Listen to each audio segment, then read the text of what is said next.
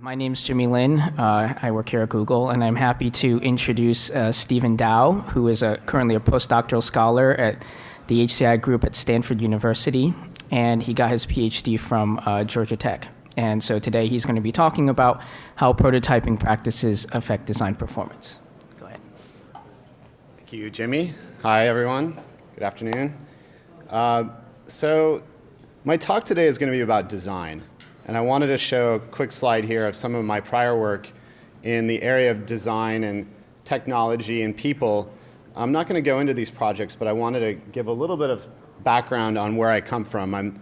I graduated from the Human-Centered Computing program at Georgia Tech and have spent a lot of time, probably over the last 8-10 years, creating these sort of fantastical experiences with technology. And most recently for my dissertation, an augmented reality drama called AR Facade, where people come into this 600 square foot physical apartment and interact with speech and gesture with these two characters who are reacting to the things that you do and say. That's a whole nother talk. What I'm going to talk about today is how prototyping practices affect design outcome. So I spent a lot of time doing what I would consider design work. This work focuses on sort of the meta view of design. What is it about the design practices that really matter? Designers discover and manipulate variables that are often implicit, context-dependent, and difficult to articulate. And they externalize through sketches and prototypes, not just the things that they already have in their heads, but they instigate this process of discovery. They do that to learn about the environment. So today's talk is describing a series of experiments that we've run to sort of tease apart how prototyping practices affect design outcome. And so I like starting out with a Dilbert cartoon. We've hired the world's most innovative design firm. We'll observe their successful methods and steal them for our own. Ha ha ha. Maybe their secret is hiring smart people. I'm hoping it involves easels. So the question that Dilbert raises here is it the methods that matter, or is it just having really smart people? What's the secret behind places like Google? So our research takes as its hypothesis that the process does matter, that our choice of problem-solving practices can have significant impact on the outcome. And while we have intuitions about iteration, exploration, and refinement, we don't have concrete evidence as to why they matter. And so I'm going to start off talking about a little bit about the Stanford D School. It's the Stanford School of Design. It's pretty popular around Stanford campus, this idea of design thinking. And I was over there a few weeks ago in one of the meeting rooms, and I saw this really interesting flyer hanging on the wall. It said, I'll zoom in here, believe in process. And the goal of my research is to move design and design thinking beyond these faith-based notions of what matters to more of an evidence-based discipline. So there are anecdotes about how prototyping practices affect design outcome. There's a story of the ceramics teacher, comes into class the first day and splits his class up into two groups. He tells one group, you're going to be graded on creating as many ceramics as possible. Your grade is going to be based on that. He tells the other group, create one really good ceramic, and that's all you really need. You're going to be graded on that one ceramic. Well, come the end of the term, the end of the quarter, the works of highest quality were all produced by the quantity group. And Bales and Orland, who reported this story, wrote that while the quantity group was busily churning out piles of work and learning from their mistakes, the quality group sat theorizing about perfection. And in the end, had little more to show for their efforts than grandiose theories in a pile of dead clay. So there's preliminary evidence here, anecdotal, that focuses on, demonstrates to some extent that iteration, focusing on iteration rather than refinement, can actually affect the outcome. And we speculate that repetition and deliberate practice help designers learn more and discover new opportunities. Well, I think all of us would agree that iteration is important. Given enough time, we would all iterate as much as we could. But Michael Schrag, who's studied industrial cultures across numerous organizations, has argued that production schedules often discourage iteration in favor of realization. People take fewer risks under pressure. And the aversion to iteration is defended as, we don't have time. We don't have time to continue iterating. So we had the following research question. Is it valuable to continue eliciting feedback when the common intuition is to stop iterating and start refining? So we conducted a study, 28 participants, and manipulated their ability to get feedback within a design process. Our hypothesis was that iterating multiple times under time constraints would lead to better results than allocating time to refinement, to a single iteration. More unforeseen issues would be discovered, creative opportunities would emerge. One of the leading creativity research, Robert Sternberg, argues that it's very difficult to measure creativity because you don't know what's going on in the noggin. So the trick here was to choose a task that was somewhat representative of real-world design while still allowing us to draw contrasts between the things that people create. And so here are some of the criteria we had. To test our hypothesis, we needed an objectively measurable design outcome. Unlike traditional problem-solving research, we didn't want there to be just one solution to this problem. We wanted there to be a wide variety of different solutions, many different paths to reach the solution. Finally, for this initial experiment, we are looking at iteration and feedback. So we wanted to have a task where feedback was available.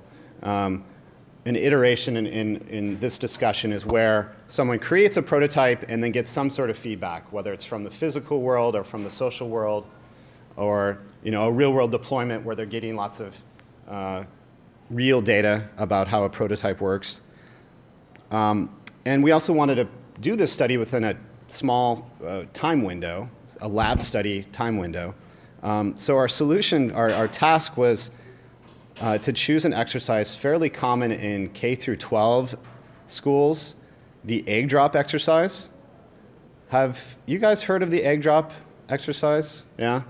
So what we did is we gave people a bunch of materials, everyday materials, paper, rubber bands, tissue paper, and we had them construct a mechanical vessel to protect a raw egg from a fall.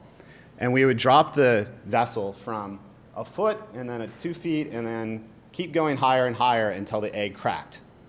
And that was our measure of performance. Pretty simple. And it looks like this. Constructing a vessel, people have different ideas, and then we had them test if they were able to test, they tested right next to the design area. So we had 28 participants.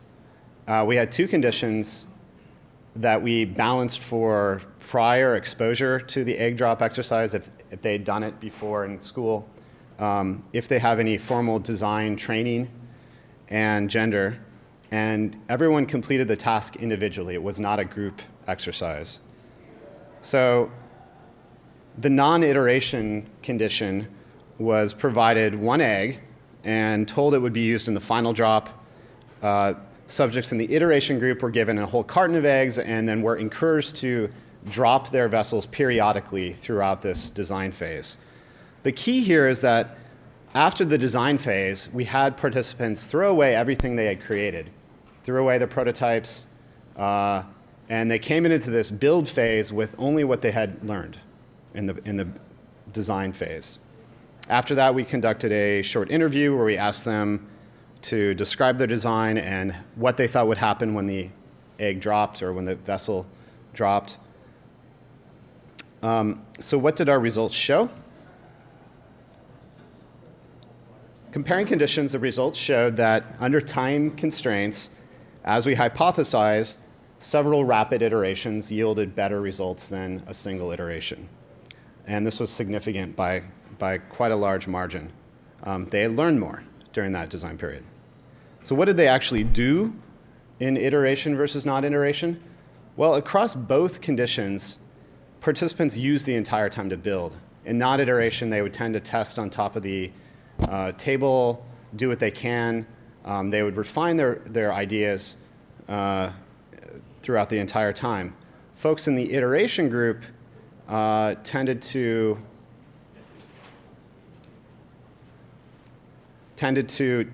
really take the opportunity to test their ideas, many times to the point of cracking the egg. They would continue testing, getting up on the table, and so on. Yeah. So overall, in both conditions, participants created a wide variety of ideas. Some employed parachutes and landing pads. Others attempted to suspend the egg in some sort of box or triangle. Others still tried to create a canopy to catch the raw egg. So there were a lot of different ideas. Notably, the top three performers, several performers, all came from the iteration condition, and they were vastly different design ideas. There was no silver bullet feature, but successful egg drop vessels seemed to be constructed well and accounted for several key variables, such as slowing the fall of the egg, cushioning the initial impact point, and then after the impact point, there tended to be some recourse, some falling to the side that you had to account for, balancing the impact, and then containing the egg itself is sort of another key variable. So where do people come up with these ideas? Well, people who had done it before remembered some of the ideas they had seen, that they had done, that others in their classrooms had done.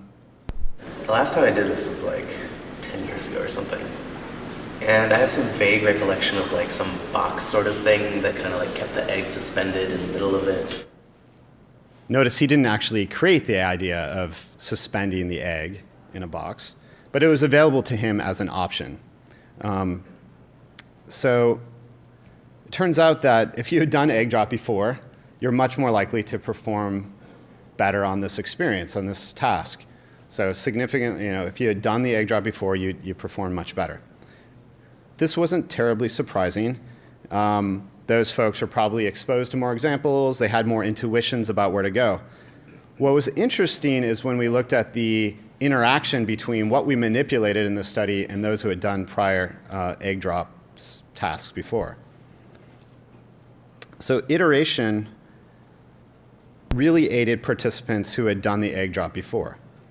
They had sort of a compound effect there. And you might expect that prior experience to provide a similar advantage in both conditions, or maybe even the people who had not done the egg drop before would do even better if they had feedback, comparatively.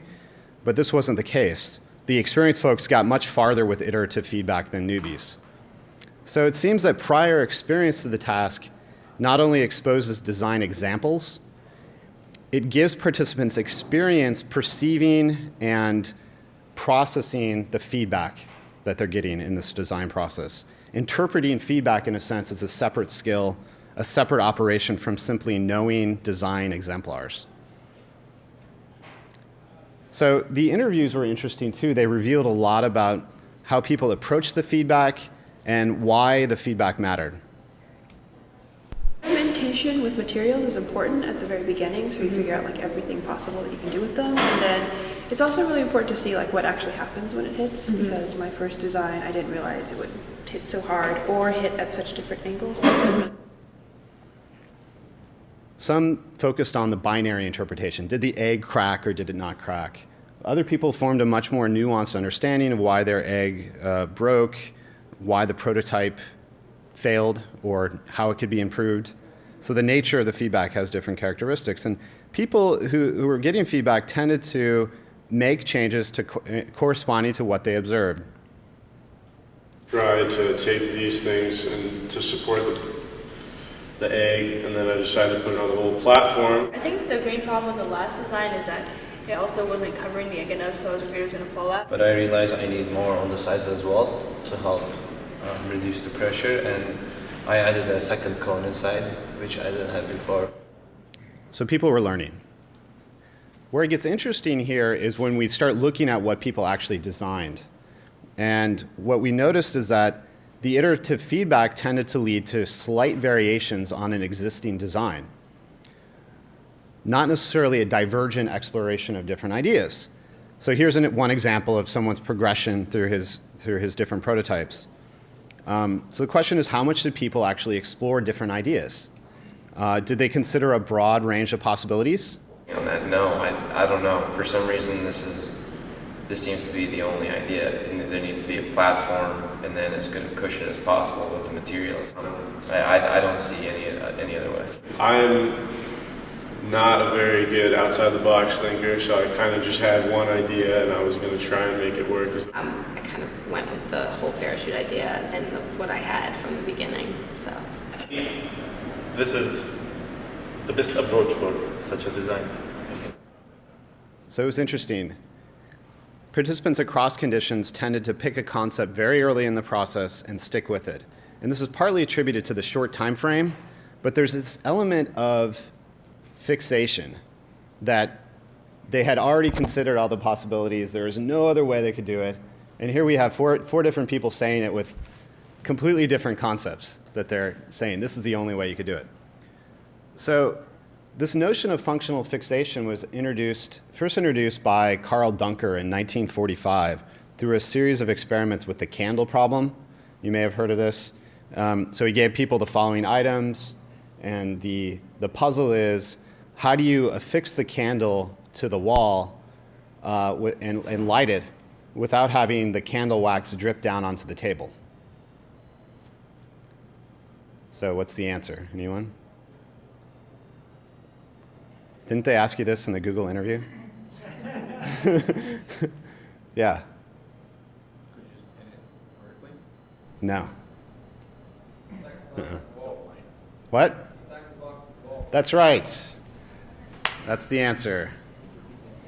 The answer is you dump the tacks out. The box is the candle holder. Okay? And so people exhibit functional fixation in viewing the box's primary function as a holder for the tacks rather than as a potential holder for the candle. And it turns out if you run the same experiment, same materials, but you leave the tacks out on the table and the box is empty when you start the experiment, people are much more likely to solve the problem. So we thought, well, maybe people haven't explored the range of possibilities for their egg drop vessels. And it really motivated our next research question, which was, can we improve exploration and reduce instances of functional fixation simply by structuring the process differently? And so what we looked at is whether creating prototypes in parallel and explicitly enabling comparison produce better results than a more serial approach to design, where you create one idea, then get feedback, then create another idea, and so on. And so we also we ran another experiment. We wanted to get out of egg drop land into issues of digital design. But just as before, we wanted a task where the solutions were creatively diverse and objectively measurable. So what we chose, our insight here, was to have people design web banner ads, where we could run all these participant creations online in an ad campaign in parallel at the same time and get click-through analytics. So how did this work? All the participants created ads for the same client, Ambidextrous magazine. It's a Stanford Journal of Design run by students. They were given participants in the study were given a short design brief describing the client. They could visit the website and look around, get to know what the client wanted in advertising, what sort of advertising they were looking for. All participants used the same design environment. This was a really simple graphic tool that's embedded in the browser when you visit MySpace and you want to build an ad for MySpace. You can use this editor to create an ad. And so we had people work in this environment. One, because it's very simple. People don't have to know Photoshop or learn Photoshop. They all kind of come in at the same level. We recruited 33 participants. and balanced them across two conditions. Again, if they had had prior design experience in advertising or in graphic design, we split those up, and we also balanced for gender. And again, it was an individual task, not a group task. And what were the two conditions in the study? Well, each participant in the study created 5 prototypes and then a final ad that would be placed online. In the parallel condition, or in the serial condition, they created 1 ad and then obtained feedback. I'm going to talk about feedback in a second, or critique. They created 1 ad after another, getting critique on each one. In the parallel condition, they created 3 advertisements, then received critique on all 3, and then 2 more, and then a final one. So the only difference here was the timing of the critique. So let's look at the critique. What kind of feedback did we give participants on these designs? Well, before we ran this study, we brought in ad professionals to help us develop a system for applying critique. We generated a list of about 50 different critique statements under 3 main categories: overall theme, composition, and fonts and colors and graphics. So for example, the experimenter may choose the following statements to apply to the ad here on the right. The critique statements were technical in nature, intended to provide high-level direction without being explicitly positive or negative. Most importantly, the feedback was the same in both conditions. So we took a number of steps to try to apply critique without bias. The experimenter first wrote down on paper perceived violations of graphic design rules, and then selected from these pre-authored critique statements. So they would select 3 statements from that list. Also, the experimenter viewed and critiqued the parallel ads sequentially. So they finished, these 3 ads would come in. They would finish the first one before even looking at the second one. So each ad was sort of critiqued individually, not compared to other ads. They never said, like, this ad has a better color than that ad. So we worked hard to ensure that the parallel feedback matched the stimuli of the serial feedback. Does anyone have any questions about... I'm going to actually move on to this next slide and then ask me more questions. I know this is a sticking point. So the main difference was how we structured time. Both conditions created the same number of ads. Serial participants received critique after each ad. Parallel participants received 2 critique sessions, same amount of feedback, so they received critique on 3 ads. And then after that, they received critique on their second 2, their 4th and 5th ads. And then the other thing we did is to ensure that both conditions were interrupted equally. We asked the parallel participants to start on their next ads at the same interval as the serial participants. So this is our experimental design. Any questions at this point? Yeah? They were given the exact same instructions. They weren't told how they were going to be interrupted or when they were going to get beat. Yes, they weren't told how they should design. They were instructed that they were going to be creating 5 prototypes and then a final design.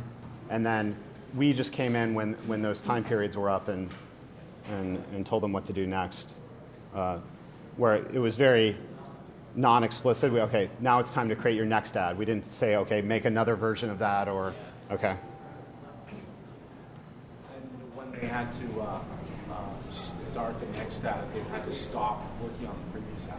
Is that the case? So the question is, when you were done with one ad, did they have to stop on the previous? Could they go back to a previous ad? Right, you could not go back to a previous ad. Once they were done with one ad, they were done with that. All right, so it ends up interesting because we had 33 unique creations, ad creations that people came up with. And we took all 33 ads and we stuck them all on myspace.com at the same time. So we ran a 15-day campaign where we were collecting analytic data the entire time. And we had it targeted to a group of MySpace users who might be interested in this magazine, people interested in design or in engineering or in arts. which is sort of the theme of this magazine. In total, we created over 1 million impressions. An impression is when an ad appears on a MySpace user's page. It's formed an impression on them. And in total, we generated only about 500 clicks, which I'm told is pretty common. You show it a lot of times and you only get a few clicks out of it. But when they click it, they go to the ambidextrous website.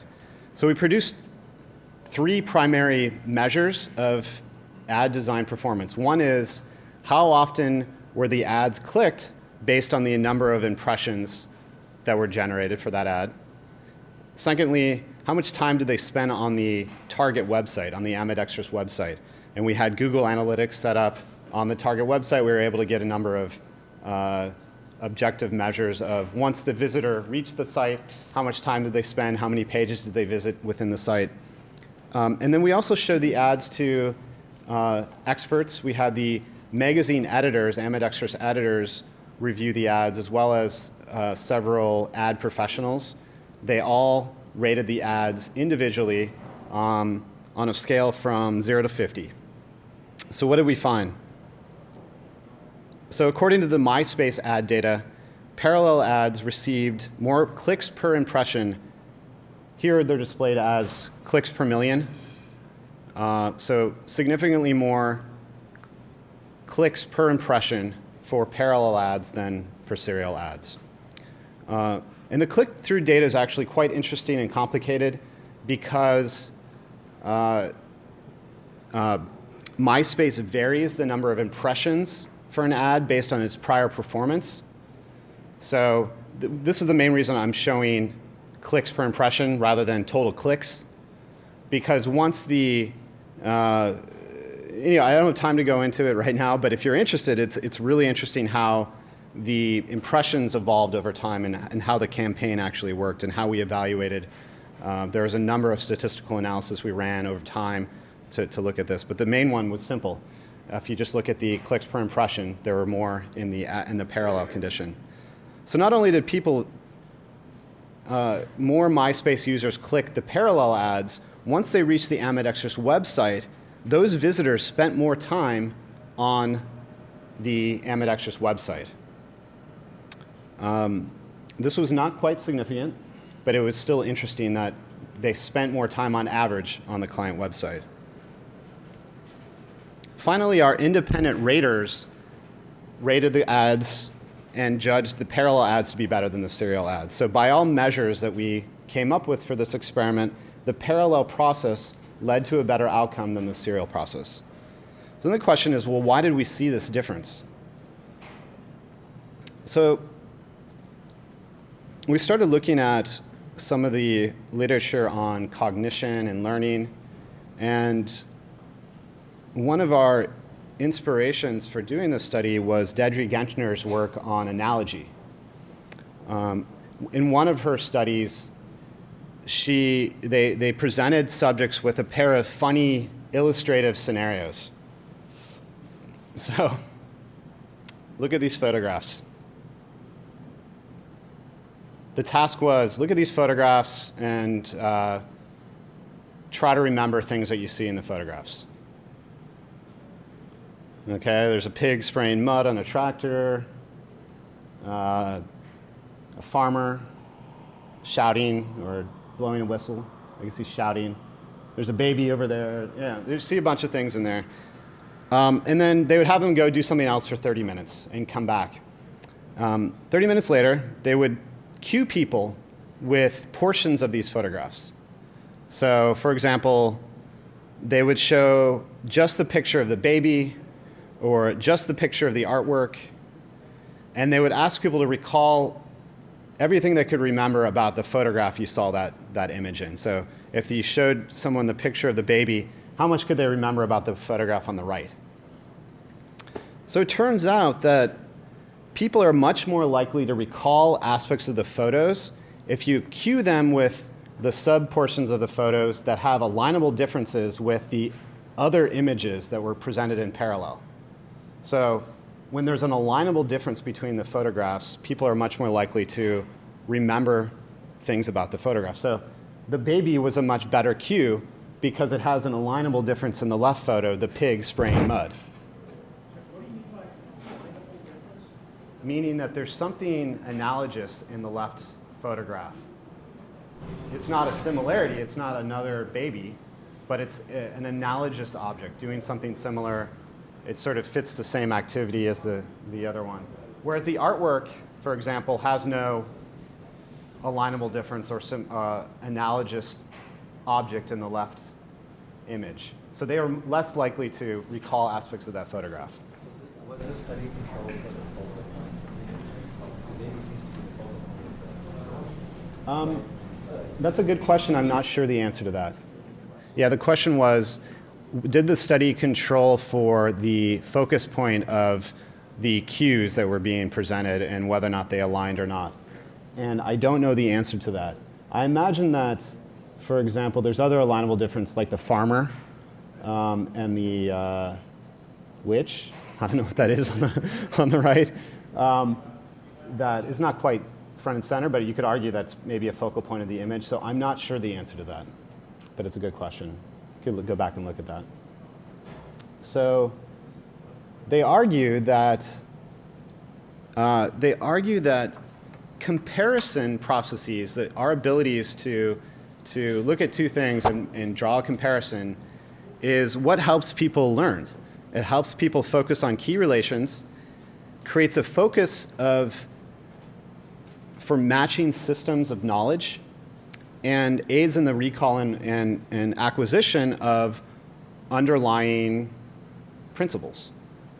And so our hypothesis here is that one of them is that the parallel process outperforms serial because it explicitly supports comparison between the different critiques that they're receiving on the ads. Okay, that's one hypothesis.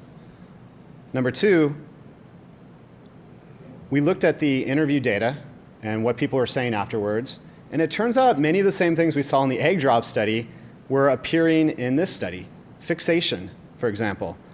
This serial participant said, I tried to find a good idea and then use that idea and keep improving it and getting feedback. So I pretty much stuck with the same idea. So we took all our ads that were generated, all of the final ads as well as all the prototypes that were created up to that point, about 200 ads, and we put them on a giant poster separated by parallel and serial. And we looked at it and we could see a lot more of this similarity, some sort of fixation happening in the serial than in the parallel. There were some cases of that in the parallel as well. So what we did to kind of back up these intuitions was we try to get a measure of difference similarity. We took our ads that were created by an individual participant and stuck them onto Mechanical Turk. And we asked Mechanical Turkers to do a pairwise comparison between each individual pair within a participant's set of designs. So if they've created 6 ads, there's 15 different pairs that you could create 15 different pairs of ad from a set of 6 ads. Yeah? Okay.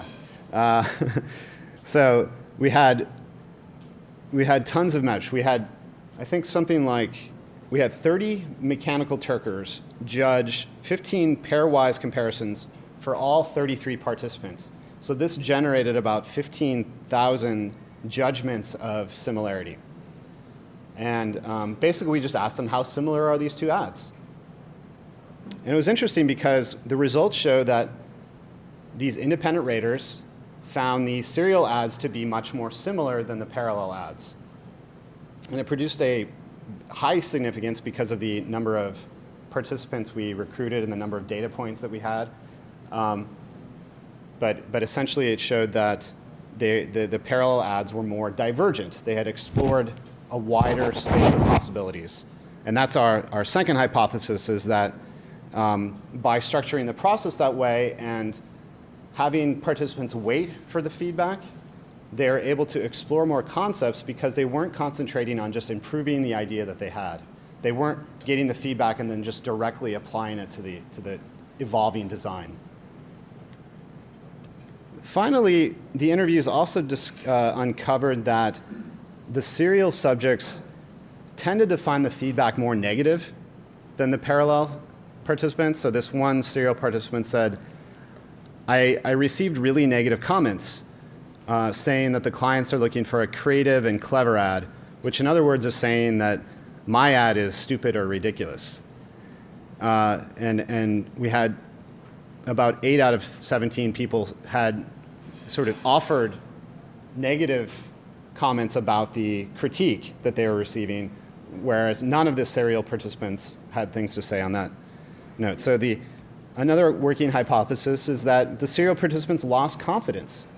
They were sort of more invested in the ideas that they were putting forward, and so the critique took a shot at them, rather than at the work itself. If you go through art school, I have friends who went through art school talking about how when they go through critique sessions, they often talk about the work rather than your design, because they want to separate the personal emotional attachment to an idea from the actual critique that needs to happen on the concept.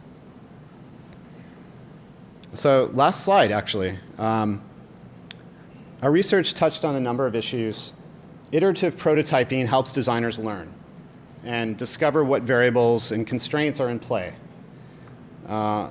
So for example, the participant talking about how she realized after dropping it the first time that it actually does something funny, on the second drop, it falls to the side.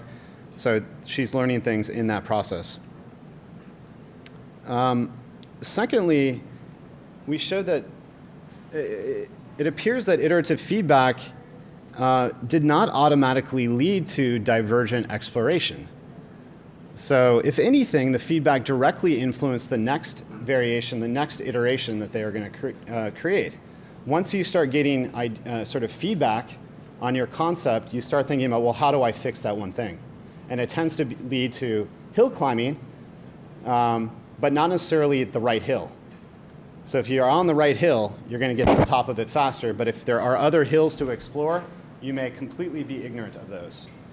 And so we did this other experiment where we showed that structuring the process in a parallel way, where you first explore different concepts and then sort of narrow in on a concept, you're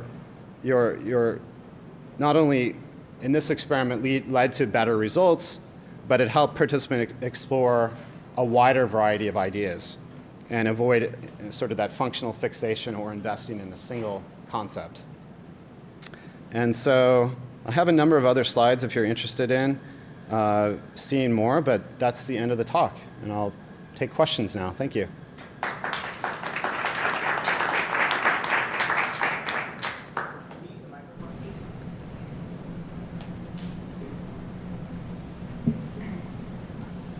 So the question I have is, did you study how the number of parallel designs or design iterations can actually affect the design performance? How the number of iterations can actually change the So are you thinking in the context of the first study or the second study? For the first study, it's the number of iterations. Right. So for the second study, it's the number of parallel. Yeah, the first study was like 4 iterations compared to 1.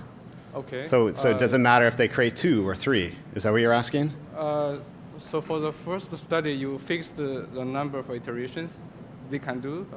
Right. So my question is, did you study if you set a number to 6 or 8, whether that's actually going to change the performance of design? So if they iterate more or less. Yeah. So you could argue, I think I got your question. So if you continue to iterate more and more, does it ultimately lead to better results? Right. I think it depends a large extent on the task that you're doing. You could argue that over time you kind of level out and you just sort of reach a performance peak that you're not going to be able to overcome unless you start exploring different ideas, like completely reinvent what your concept is. So I believe more iteration leads to better and better results because you're constantly learning how to improve the concept that you have. But I don't think it's an ultimate principle. Like, I don't think that more iteration is always going to lead to better results. Okay, that makes sense. So for the second study you did, it's the number for parallel designs, right? So you work on 3 designs at the same time or 5 designs at the same time. Will that be different? I mean, Presumably, yeah. I think that, again, we structured the process in a way that we could compare it to the serial condition. So we wanted to have the same number of prototypes and the same number of critique statements provided to each process. So you could argue, well, let's add, let's make it 5, an early session where you create 5 or more prototypes up front, and then I think that one of the things that's really hard for people is coming up with vastly different ideas in the first place. And so what's interesting is how getting feedback may temper that ability. The fact that you're getting serial feedback if you just create a single concept, that somehow limits your ability to be diverse in those first 3 ideas. If we just look at the first 3 that were created, if you're getting feedback in the middle of those, it may actually temper your ability to be diverse, to be creative in how you think of different ideas. So I think there's a lot of follow-up questions like, what if we do this, what if we do that? What's really interesting for me is to think about, well, how do we know the right amount of exploration to do? How do we know the right number of iterations to do? How do we know there's not another hill over there that we haven't explored versus just keep going on the idea we already have? So there's a number of questions that we're still trying to unpack. But that's what the research is for, I think. Yeah. One quick request. Can you go to the previous slide? I wanted to see the learnings. Okay. So one of my questions is around group dynamics versus individuals. So what you're talking about is individuals coming up with solutions, becoming fixated on that. Yep. By the nature of a group, there's probably a lot more collaboration, far more divergent aspects. Have you guys explored that and done any comparisons? We haven't done it in any studies, but I've read quite a bit about it. There's fantastic work by Bob Sutton and Hartigan they actually out of Stanford as well, but they looked at group design practices and did studies on individual brainstorming versus group brainstorming. And they actually found, and there's quite a bit of evidence showing that individuals are better at coming up with diverse ideas than groups. And the reason is, part of the reason is that in a group, I think there's a number of dynamics that happen. One is, how comfortable do you feel introducing ideas, whether they're good or bad? Another is this idea of groupthink. Yeah. That once you hear a good idea, you do get fixated, even in a group setting. But what their research argues is that the reason why we brainstorm in groups instead of going off to our offices individually and then coming together with our list of ideas is that it taps into our knowledge of each other and the skills that we have. It opens up new possibilities that sort of giving the organization cohesiveness and better understanding of where individuals are going with their research. So I think it's an interesting area for research, and we plan on doing this work. At this point, we've just studied the individual because once you start looking at groups, there's all these dynamics that come in that can affect the results. Okay. Like maybe they get along better than these people. Maybe there's male, female, gender issues, and so we wanted to just eliminate all that for this preliminary work. Thank you. Yeah. So the participants in the parallel ad development group, were they told, please come up with 3 completely different designs for review, or they just said, create 3 things for feedback? So the question is, did we tell them anything about how to create divergent ideas? Yeah. No, we didn't. We told them exactly the same thing as the serial participants. We said, you're going to be creating a series of ads. And we said, okay, you have 10 minutes to create your first ad. And then after 10 minutes, we said, okay, create your second ad. And then we said, okay, create your third ad. And then we said, well, we'll wait 10 minutes and we'll give you some feedback on your 3 ads. Or I think it was 15 minutes, because we had 5-minute intervals between ad designs for the serial participants. So we matched the amount of time that they waited and the exact same stimuli for the 2 conditions. I'm surprised that they came up with diverse ideas as opposed to just doing variations on a theme. I think so too. I think that we did see elements of that, variations on theme. But it's interesting that the Mechanical Turk independent raters seem to view the ads as more similar in the serial condition.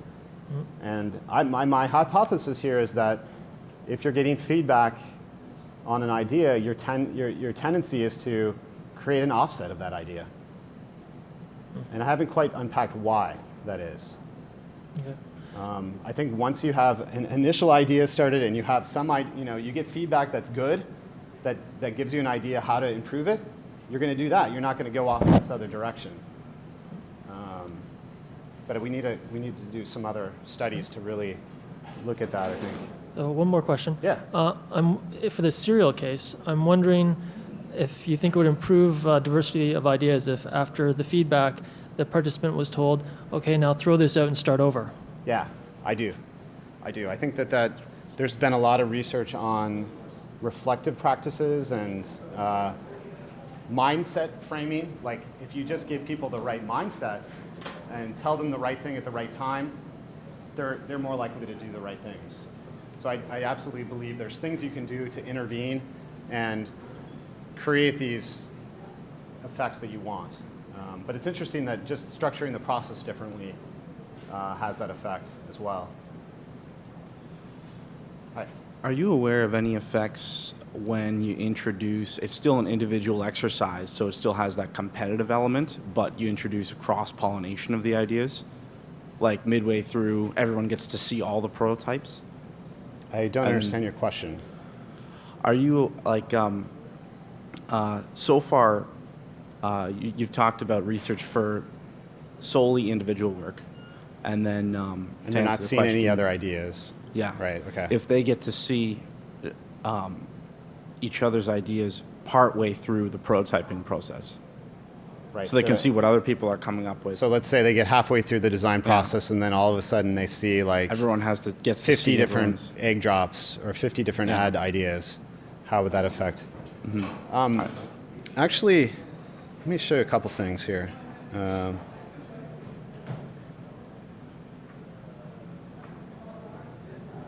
We have a couple of ideas, so I think that does matter. This one's fun. I just like showing it because you guys are engineers. This is from the egg drop study. But that's not what I was going after. Yeah, it's not significant. What's that? Sure. So what I did is I looked at the data. I separated the majors. So a lot of our study participants were undergraduate or graduate Stanford students. So I separated the majors like communication and STS and philosophy from the people who had engineering majors. And it turns out that that's the result. And I think what's happening here is engineers are contemplating the sort of formal solutions methods. I didn't see anyone drawing formulas, but the egg drop task is very informal. And I think that the idea of trial and error matters a lot in this particular task. This certainly isn't going to be true in all design situations. But there's this idea of comparison, going back to what you brought up here. If you not only just allow people to compare different ideas, but you have them come up with some theory or intervene in a way that they're more likely to solve the problem.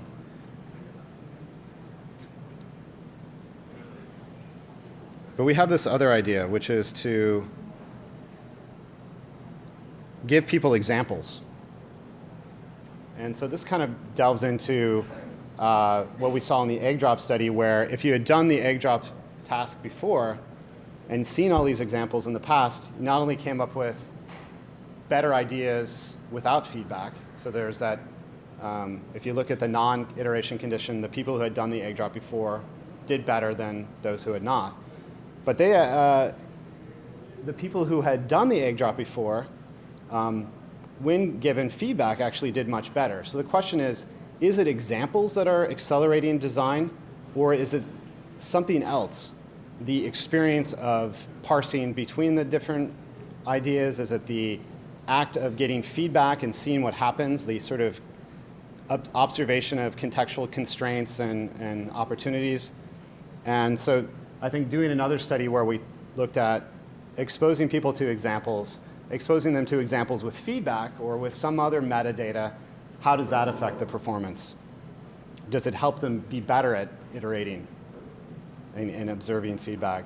And I do think it makes a difference. There's also been research that shows that when people see examples, they're more likely to go in the direction of those examples, that you're sort of more likely to integrate aspects of those ideas into your design. So the quality of those examples probably matters as well. If you're looking at bad examples, you're going to integrate ideas from bad concepts, and yeah, okay.